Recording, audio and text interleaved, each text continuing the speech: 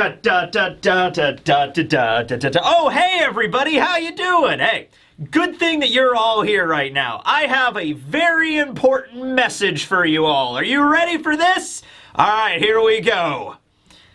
Bah. All right, well, I'm glad we were able to have this talk together. Okay, it's fantastic. All right, this will be One Piece, chapter 1117 review, titled Mo. Mo. You know, I'm a really big Simpson fan, if you didn't know this.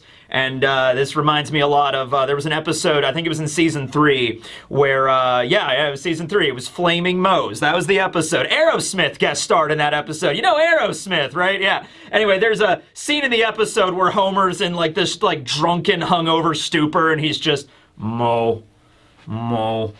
And that's what this reminded me of. Okay, so, it is literally just the Japanese hiragana for Mo. That is, it's the character for Mo. That is what the title of the chapter is. Now, what does this mean? It means, and we'll get context in the chapter itself, but it's the beginning of a word or a sentence that gets cut off. And the only part of it we know is Mo. All right, so what word is it? Well, it's kind of like if the sentence got cut off in English with ah or ba. I mean, it narrows down a little bit what the word could be, but it doesn't, you know, there's a lot of options out there because there's a lot of words that start with mo. So, yeah, and also this kind of gives us just the word that Vegapunk was about to say. It doesn't give us the full context on, like, the sentence or the paragraph he was about to say. But so far, all we got to work with is Mo. And this character right here is probably going to be analyzed out the ass until we find out what the rest of the message would have been. So get used to seeing this hiragana for a while, all right? Okay. We have the cover page. Oni Child Yamato and the Holy Inari Shrine Pilgrimage, Volume 7. Yamato has finally left the palace and is now wandering through the flower capital and runs into Hyogoro and Nekomamushi, who has joined the Yakuza, which is very fitting for Nekomamushi. Yakuza cat with a Gatling gun arm. You're now! You know, they're like a buddy cop routine, honestly. It's old man Hyo and the cat guy, and they're gonna clean up crime on the mean streets of the flower capital, ladies and gentlemen. And you know, it's they bust into a house and they grab some lasagna, and you know, Nekomamushi's on his way out and just making sure, yow. You know, there's a drug deal going on. He's gotta bust in, but it's a Monday, and Hyo has to get him out of bed. It's like, come on, we gotta bust up those drugs, and he's like, I hate Mondays. The comedy writes itself, honestly. Thursday, 8 o'clock at night, that prime time. There we go. Okay, so it's fitting for Neko to join the Yakuza. I'm just, you know, and Hyo will keep it an honorable organization, I'm sure. Okay, so we kick off the chapter at Hachinosu, Beehive, Full of Lead Island, the pirate island, all right? Where a bunch of the pirates there, I mean, the main thing they're taking away from Vegapunk, who's like, you know, that's that smart little egghead guy with the huge cranium that's talking about stuff. What's he gonna say? And the main thing they take away is, you know, the world was flooded, so there's a bunch of cities down there, and they're like, ah, mateys, that means there's a bunch of gold down there. It's a pirate paradise under the ocean. Let's go down there and grab it. And they're like, you know, there's a lot of sea monsters and sea beasts down there. Not only sea kings, but also sea rhinoceroses and sea bears. And, you know, we don't have enough sombreros to protect everybody down there from the sea bear attacks, okay? So they bring up a good point. Like, you can't just dive down into the water. On top of, like, the weather in the Grand Line being dangerous, there's a bunch of stuff under the water that'll kill you, too. They bring up, is like, well, don't we have ships that can dive with that fancy resin stuff? It's like, those are expensive. Do you have the money for that? Okay. I wonder what Rayleigh typically charges, because he was nice and he basically gave the Straw Hats a coupon in order to coat their ship for free. He's like, oh, all right, you have Roger's straw hat. I'll coat your ship for free. I would imagine that process is very expensive. They had a whole like shipyard at Sabaody for like the sole purpose of coating ships. You know, I'm sure you go to different businesses and it's like, all right, I'll charge you, you know, $100 million to coat your ship. It's like, well, that's outrageous. I'm gonna go to the guy next door. You know, it's like you got to go around town, you got to get quotes. You know, you got to figure out what the cheapest way to coat your ship is. There's probably different ways to coat your ship. It's just like, well, this right here is the triple coat special. This will make sure your ship won't explode under the water. But hey, if you want to go to the shitty place on the other side of town where they're only going to give you the one layer, then you sign your own death warrant on that. I'm just saying. It's like, okay, fine, we'll do the triple layer protectorant. It's like, okay. So very expensive to get under the water, very dangerous under the water. The pirates also bring up, it's like, well, what if I could seduce a mermaid? Yeah, I could seduce a mermaid and then she could go down there and we could have underwater mermaid adventures and find all the treasure. And that just gets the pirates, you know, horning out on that basically of just like, I'd do anything to make a mermaid. So that conversation probably goes in other directions that I can't, you know, broadcast on YouTube. But anyway, yeah, so it does bring up a point though, like mermaids and fishmen under the water constantly swimming around, they would be fully aware that there are sunken cities like all over the place. It is important to bring up because the guy's like, you know, there's treasure down there. It'd be like, well, it's not like there's cities of gold everywhere. Every city that existed back in the Void Century wasn't a lost city of gold. Many of them that flooded were probably just ordinary towns. You know, yes, the ancient kingdom was technologically advanced, so the ruins of that particular island, which may in fact be Laugh-Tale. By the way, this kind of ties back to something that was like a mistranslation a while back. So remember when it wasn't Laugh-Tale but Raft-Tole? A lot of people thought like, well, raft, R-A-F-T, is like maybe it's gonna float up out of the water. That could actually happen now. So maybe it is a double meaning. Maybe Oda was like Laugh-Tale because, you know, Roger laughed, but also Raft-Tole as in, no, it's like a raft. It's under the water and it's gonna float up. Yeah, it could be that. So it does bring up that question, but also, like, yeah, the mermaids and fishmen, like, Jinbei, if asked about this, Jinbei should be like, oh yeah, there's ruins all over the place down there. You didn't know? I found a poneglyph in one. You can read about it in my cover story. Jinbei's very proud of that cover story, all right? It's like, that was my time to shine. You know? Straw Hats never asked him about it, though. The Straw Hats never went up to Jinbei and like, hey, Jinbei, what's going on down there? It's like, well, you know, there's lots of sunken cities down there. I knew about this for years. I don't know, I assumed everybody else did, too. Most of the sunken cities are probably not super relevant. You know, they're just regular towns and stuff, but you never know. We actually, and I love the fact that Oda cut to these guys, because these are the experts when it comes to diving and salvaging in the One Piece world. We cut over to the random location in the Grand Line. We don't know where, to the Saruyama Alliance. We got Mont Blanc Cricket, we got Mashura, and we got Shoujo, all right? And these guys, of course, showed up at Jaya. You know, they formed an alliance to go under the water and dive down and find the lost city of gold. At the end of the Skypiea arc, you know, Luffy rings the golden belfry, and they look up in the sky, and they see Luffy's shadow in the sky, and they realize that the golden city is not under the water, but up in the sky. And so they decide, all right, well, that mystery's solved. They do not attempt to go up to Skypiea. I guess they just realize that it's up there, and they're just going to leave it up there. Instead, they decide to set sail from Jaya and define the Island of Dreams. We see this in the Decks of the World cover page that happened several years ago. So they're heading somewhere. Cricket has a really nice beard now, and you know, Mashura and Shoujo are back there, and they're having a good time. And you know, of course, you know, Mont Blanc Cricket's whole thing was like romance. You know, he really dived into the romance dawn kind of thing, right? He's just like, so even before Nolan's time, there was a magical kingdom that was technologically advanced, and then there was these ancient weapons. Sounds like quite an adventure, doesn't it? How about we go for another salvage? What do you say, guys? And they're like, yeah, let's go! Also, by the way, looking back on it now, Mashura and Shoujo are probably like at least half mink. that I'm actually assuming that now. Yeah.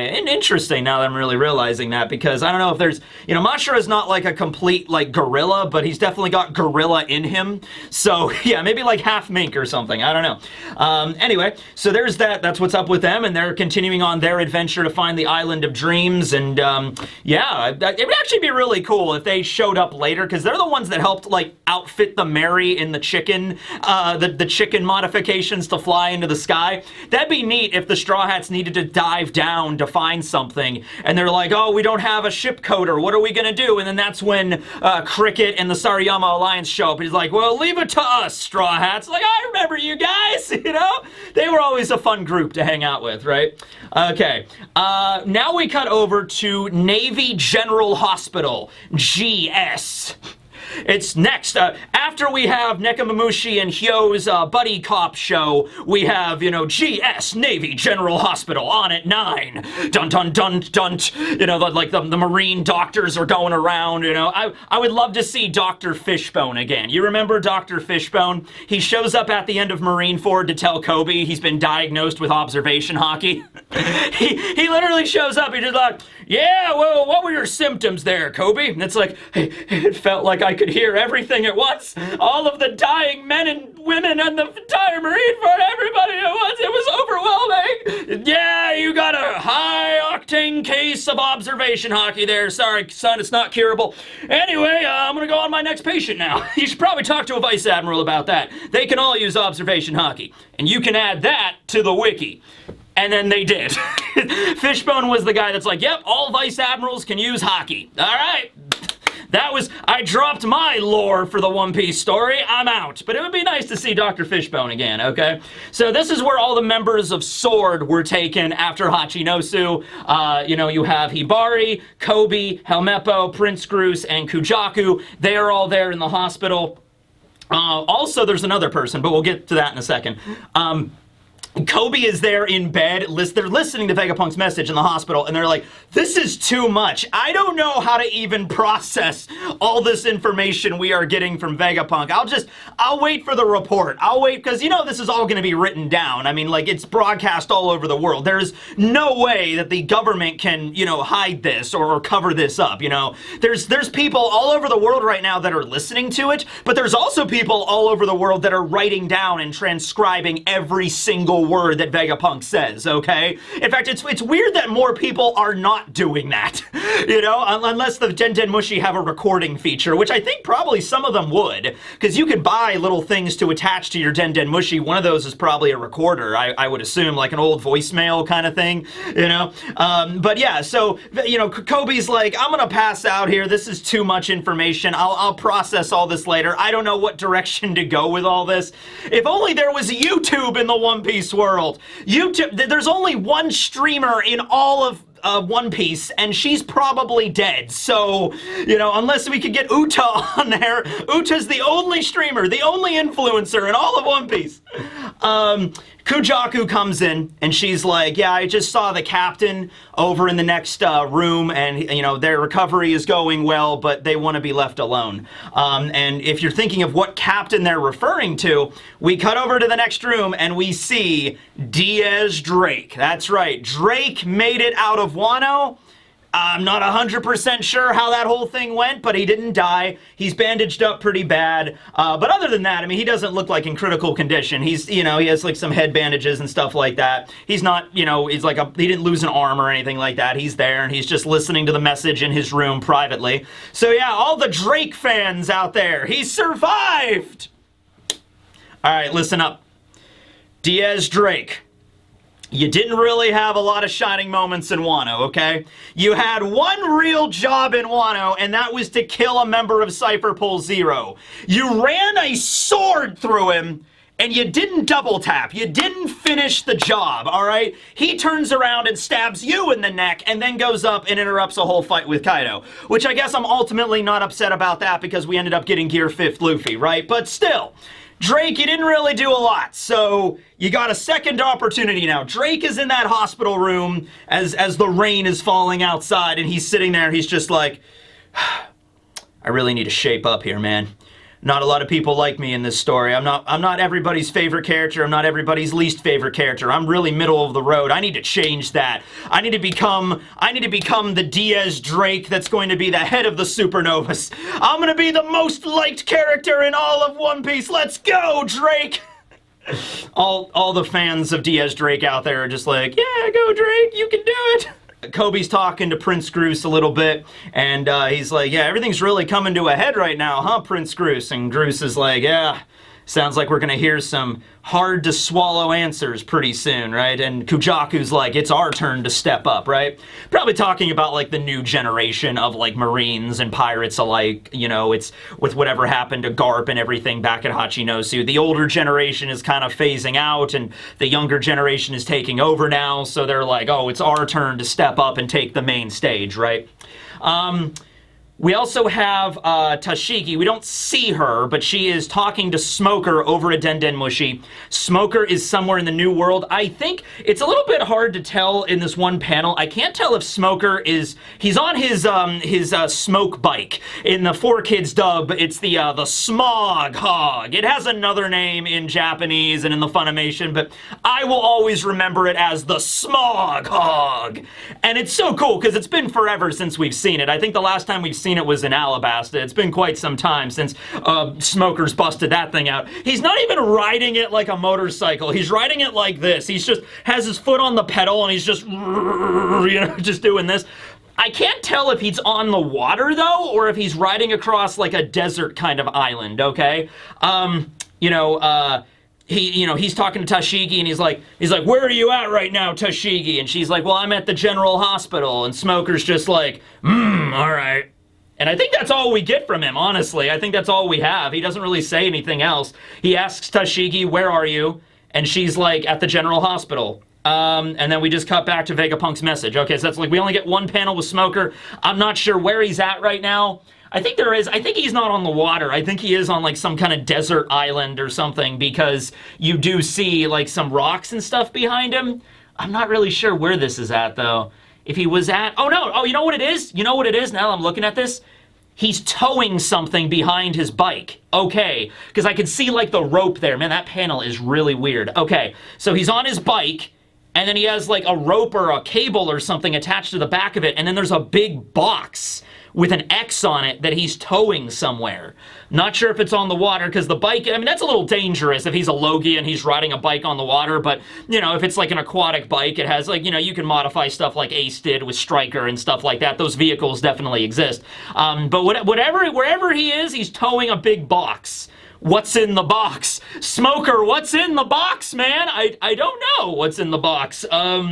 We haven't seen Smoker in a long time, man. We haven't seen him since, like, I think we saw him once after Punk Hazard when they were heading to Vegapunk's lab, because they were going to try to help the kids from Punk Hazard. They ended up at G14. So I don't know what could be in that right now, though.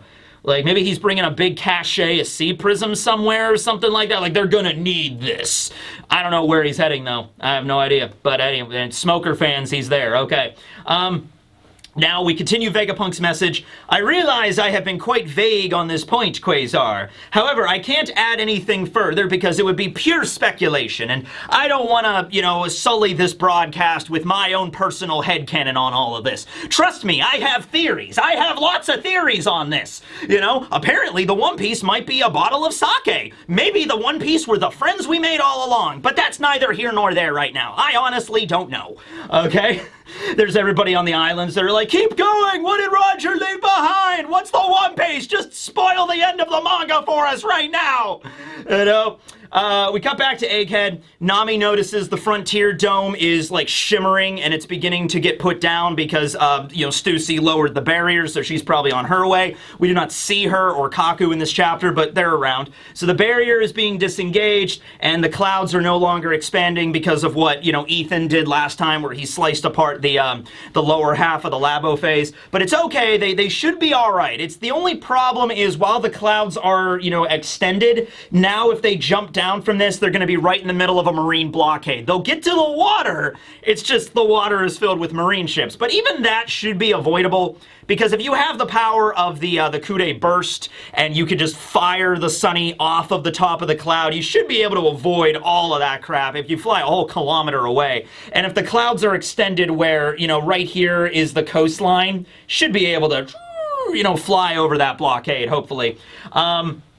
Brooke mentions that all of the barrels of cola are primed and ready to go, so we can blast off at a moment's notice. But Nami's like, okay, that's great. Jinbei and Zoro are still not here. What, did they stop for Starbucks on the way here? Cut over into the middle of the island, and Jinbei is like, we're almost there. We're very close. But we ended up next to a monster while this was all happening. And Nami's like, I don't care what's going on. Just get over here. And it's like, and then you see Ethan, Baron, Venus, Juro in his giant centaur form. Keep in mind, they're huge, right? Jinbei and Zoro are like ants running next to this giant skeleton horse man, right?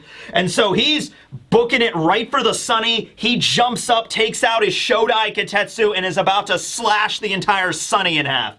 This is where we get the awesome combo move between Jinbei and Zoro. It wasn't quite the combo I was picturing, but it's still a combo move, right? So, you know, Jinbei's carrying Zoro like this, and like, we gotta go. And then you see Venus, Juro rush over and about to slice the Sunny in half. Lilith, Usopp, and Chopper's eyes all pop out of their heads like, what? You know, they're like, what's going on?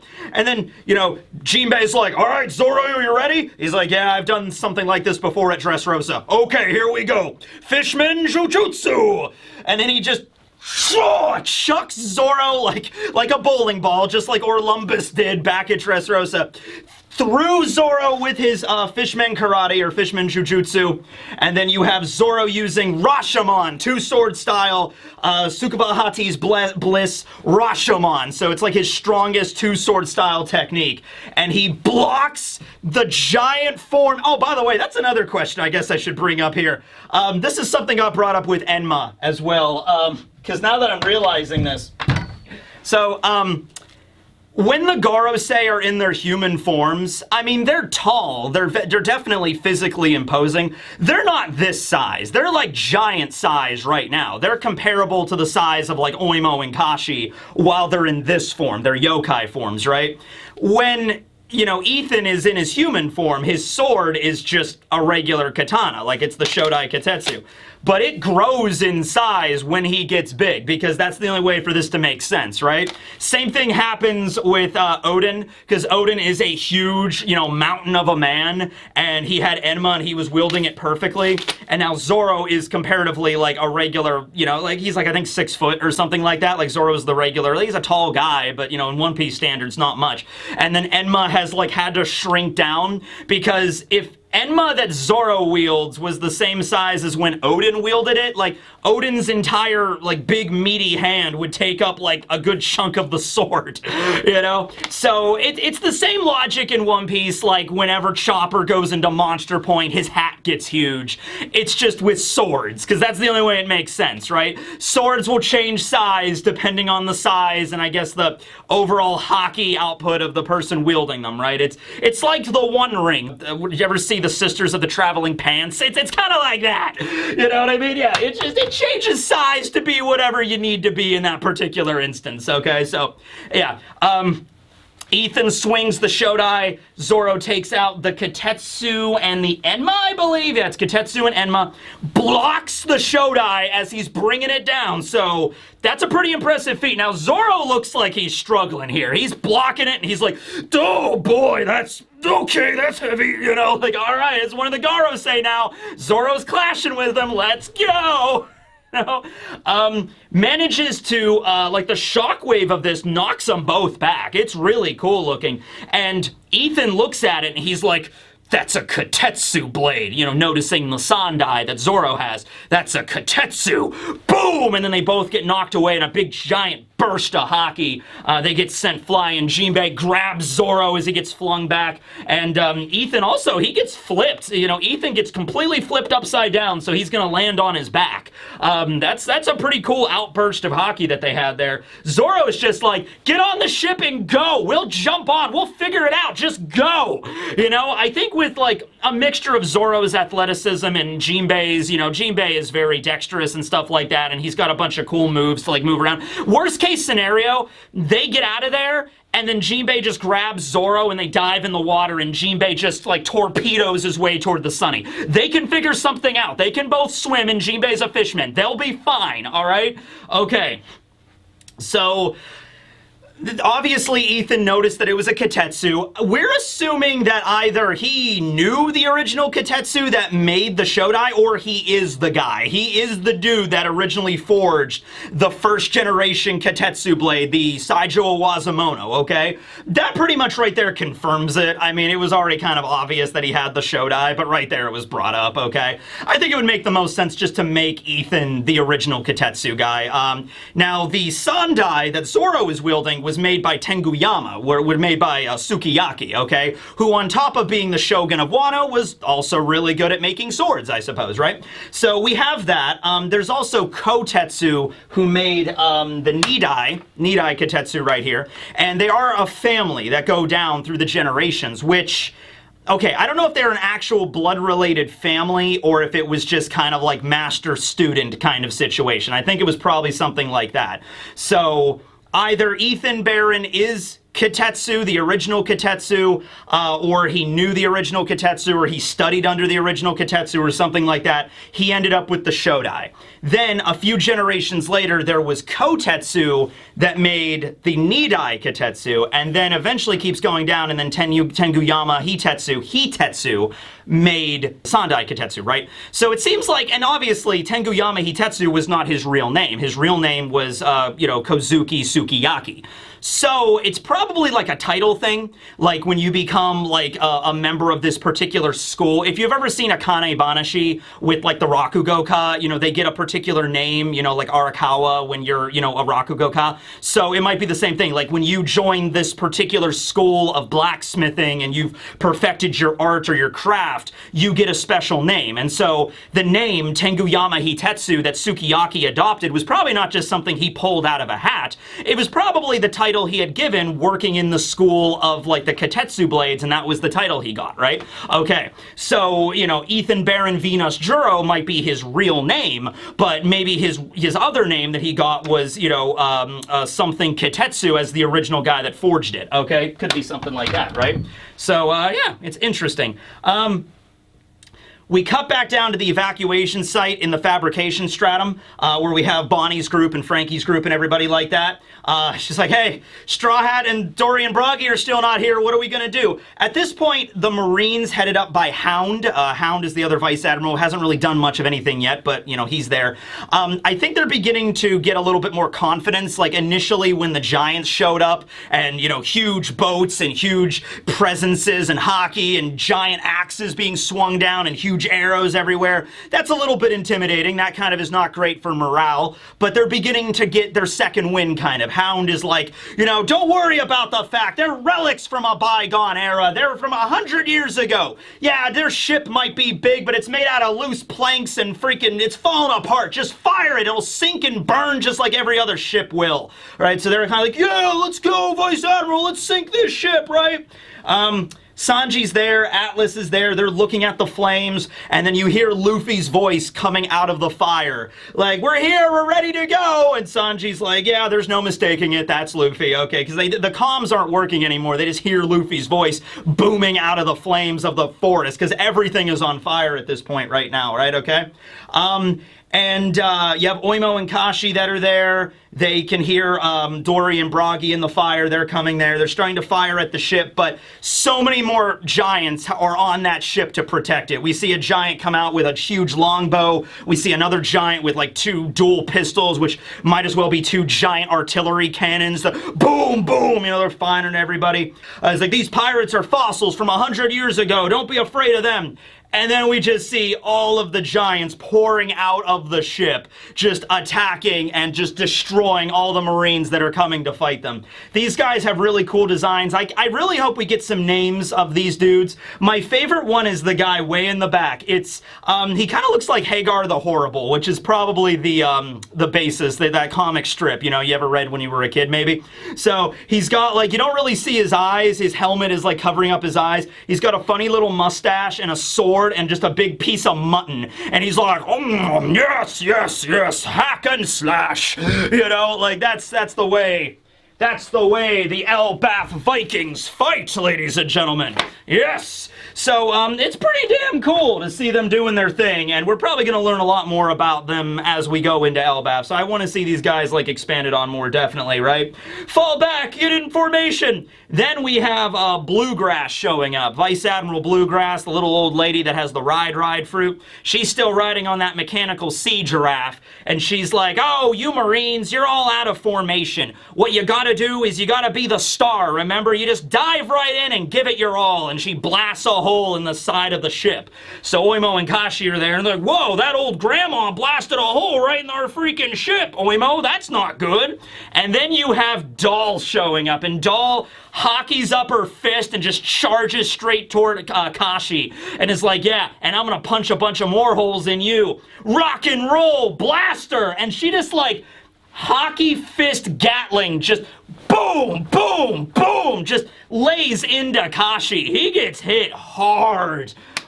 Oh, Doll stocks are high, ladies and gentlemen. I don't know why I was saying that Doll was going to die at some point in this arc. I take all that back. Doll needs to live for various reasons. Oh man, dude, she just like heavy metal, like goth lady just charges in and just starts beating the crap out of a giant dual-fisted armament hockey, just going at it. Oh, an awesome attack name. Kashi is getting nailed. All right.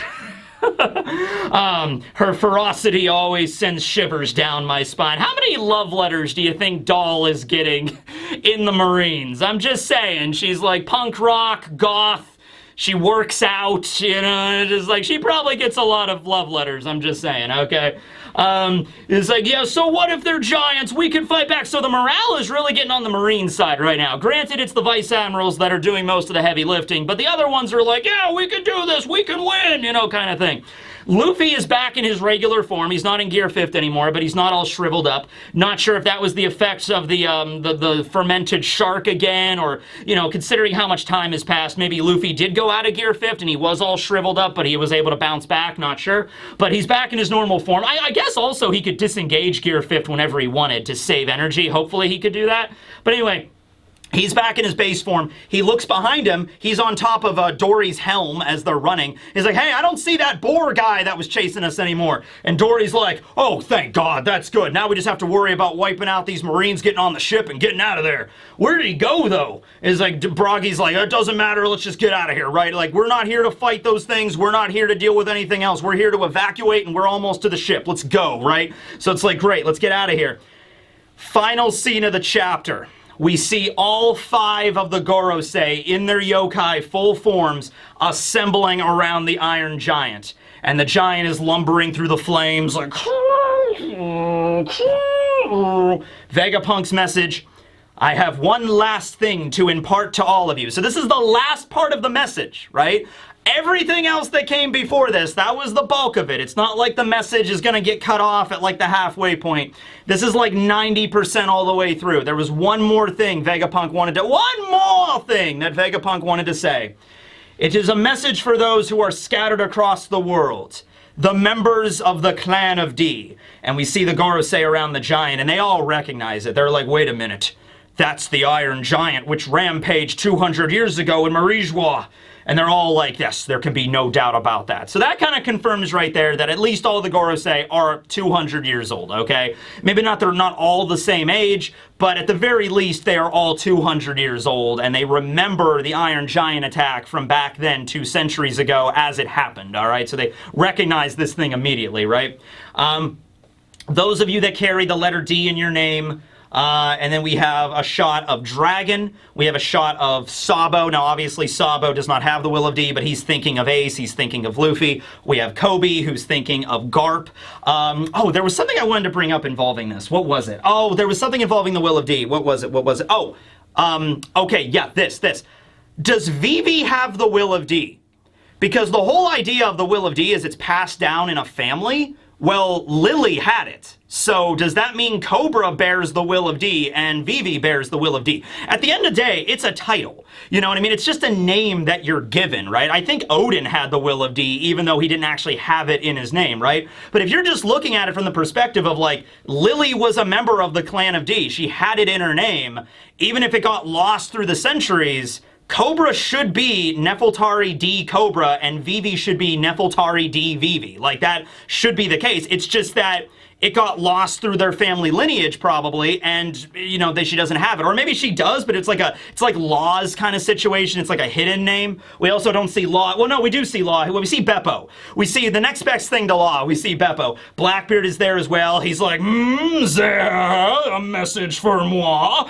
And then we see Beppo, who's like, Captain, there's a message for you. We don't see Law, but apparently wherever they're at right now, they're listening to the message. So last time we saw Beppo and Law, they were swimming away from Wiener Island after being heavily defeated by Blackbeard. So wherever they ended up, they're somewhere that has a Den Mushi, and they're recovering because, you know, Beppo has bandages on his face. So they're recovering somewhere. I hope they made it back to Zoe. I hope they made it back there and they're listening to the message in like the hospital room at Zoe or something like that, being tended to by like Tristan and Miyagi or something like that. You know, that's the best place I think that makes the most sense. Or they maybe made it to the Cross Guild. It could have been something like that too. They could have allied with the Cross Guild, but at any rate, they're being looked after, right? And we have the last big double-page spread. We have Top Man in his Hoki, in his boar form, just skull bash into the Iron Giant, and it knocks it over. Just among you there is then Mo. That's the among you there is, and then it cuts out. Okay. And then it cuts off there, and then the giant gets knocked down. That is enough, Vegapunk. That's the Gorosei. That's Top Man. Like, that's enough of your words, Vegapunk. The message cuts out all over the world. We see Vivi there, Wapple, and Morgan's like, what was he about to say? And there's like, D, what was that?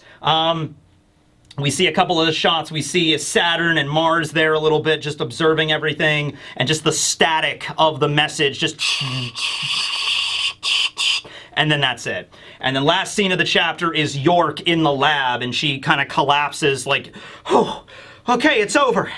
I'm probably not going to be executed after this.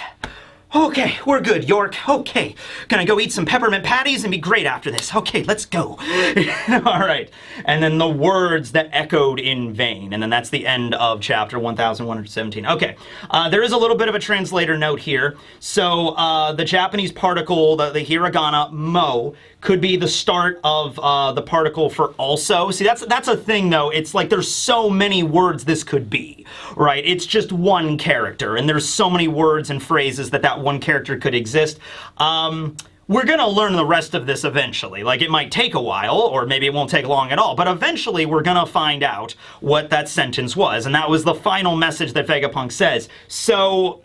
I mean, you could say among you there is like a traitor or something, but that doesn't make any sense because the Will of D always was like a bunch of people getting, like clearly Blackbeard's goals and Luffy's goals are not the same goal. Clearly they are not one force that's working together here. Okay. I'm trying to think what the biggest shock moment would be here, you know, like among you there is one... Like, because how would Vegapunk even find out about this as well, right? Like, I guess he could say, among you, there is one that's going to change the world or something like that. But, you know, there was a message. This was a message Vegapunk wasn't saying to the whole world. This was part of the message he saved toward the end. This was the postscript, if nothing else. This was like, oh, that was the message to the world. P.S. I have another message specifically for those that have a D in their name, okay? And that was this, okay? And the Gorosei, we don't get much from them. They just kind of say, that's enough, Vegapunk, you know, it ends here kind of thing, right? We see a shot of Dragon. You know, we have Ace, Luffy that Sabo's thinking of, Garp and Luffy that Kobe's thinking of. We have Law. Rouge is dead. Roger is dead. Saul is there. Maybe Vegapunk was referring to Saul, maybe. You know, maybe among you there is one that has the answer, or maybe it's something like that. I don't know. I have really no idea. I mean, I'll break this down more. I'll sit around and think about this a little bit of a touch and see what other people are saying and try to extrapolate something here. But I think the whole idea is Oda's leaving this intentionally, like, you're not going to be able to piece this together, like, right from this. You know what I mean? It's not like Oda's not making it so simple, like, you know, Will of D members, you gotta listen to me. Among you, there is somebody that will bring the dawn of the world and they will save every... You know, that's not that. It's, among you, there is... Yeah. But the only one that is a surviving member of the Will of D, that, you know, even Vivi is included here. We see Vivi down here, right? So the only other person that's a D that is still alive that's not referenced here, you got Blackbeard, we got Law, you know, Luffy, Garp, Dragon, is, yeah, it would be Saul. And Saul's not referenced. So... yeah, maybe that's who he was referring to. And Vegapunk would know about Saul because he went to Elbaf to learn everything about him. So maybe there's something... Oh, maybe it's something about the fourth road poneglyph too. That could be something. Maybe it's like among you there's one that has the fourth road poneglyph that could find Laugh Tale, that he finds the One Piece. That's the key is among you. Maybe that would be it. Like among you there is the key to Laugh Tale, right? Maybe Saul has the last road poneglyph, right? Okay. I mean, somebody that could haul that thing out of Fishman Island has to be pretty strong, right? So maybe it's the Giants that did that. It could be. Shanks could have helped too. That could be another thing, right? Okay, and I believe there's also other members of the Will of D that we haven't met yet. You know, we haven't been introduced to. The man marked by flames is maybe he was, you know, a Will of D as well. But yeah, that's that. We'll dive more into that later. We see the back of the Iron Giant as it's falling down. We see it have like a giant, I don't even know if that's a cannon or if that's like an exhaust port or something, but we see the back of the giant, and the giant has like a giant, like, it looks like an exhaust port or something as it's like walking around, like steam and stuff could be coming out of it. I don't know. A lot of stuff to break down. There's a lot of stuff packed into this chapter. It's very dense, you know what I mean? But yeah, that's the chapter though. A lot of stuff going on. My God, Doll is incredible. Okay. Thanks for watching all. We'll be breaking this down throughout the week and doing a stream and everything like that, so look forward to seeing you there. This will be Teching 101 signing out. Later, everybody. What was the message? What was the message?